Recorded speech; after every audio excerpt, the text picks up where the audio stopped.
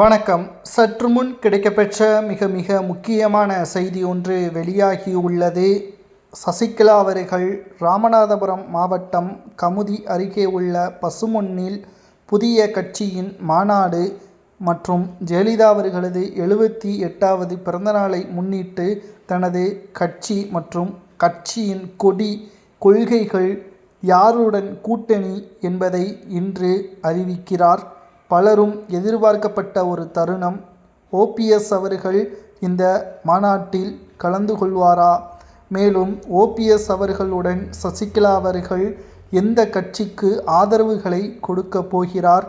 இதனால் என்டிஏ கூட்டணியின் நிச்சயமான வெற்றி வாய்ப்பை இழக்க நேரிடுமா என்ற பல்வேறு கேள்விகளுக்கும் இந்த வீடியோ பதிலாக மாறப்போகிறது.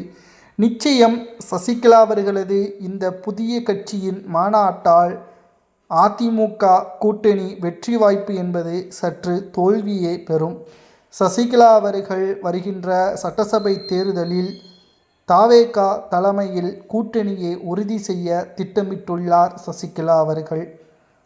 ஓபிஎஸ் அவர்களுடன் இணைந்து செங்கோட்டையன் அவர்கள் மூலமாக தமிழக வெற்றி கழகத்தின் தலைவர் விஜய் அவர்களுடன் பேச்சுவார்த்தையை நடத்தி சுமார் 50 தொகுதிகள் ஆட்சி அதிகாரத்தில் பங்கு பேச திட்டமிட்டுள்ளார்.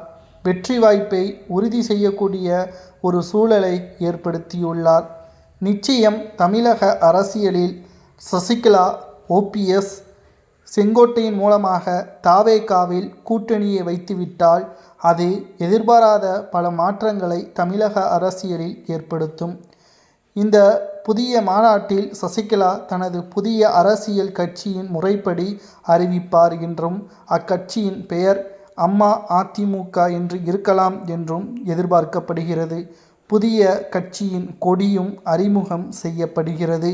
குறிப்பாக மாநாட்டு திடலில் கருப்பு, வெள்ளை, சிவப்பு ஆகிய 3 வண்ணங்களில் அண்ணா மற்றும் ஜெயலலிதா அவர்களது உருவம் பொறிக்கப்படாத புதிய கொடியும் உருவாக்கப்படும் என்று எதிர்பார்க்கப்பட்ட நிலையில் தற்பொழுது ஒட்டுமொத்த ஆதரவுகளும் சசிகலாவிற்கு வந்துவிட்டால் அதிமுகவின் வெற்றியைத்தான் இது கேள்விக்குறியாக மாற்றும். இதனால் திமுகவிற்கு எந்த ஒரு பாதிப்பும் கிடையாது.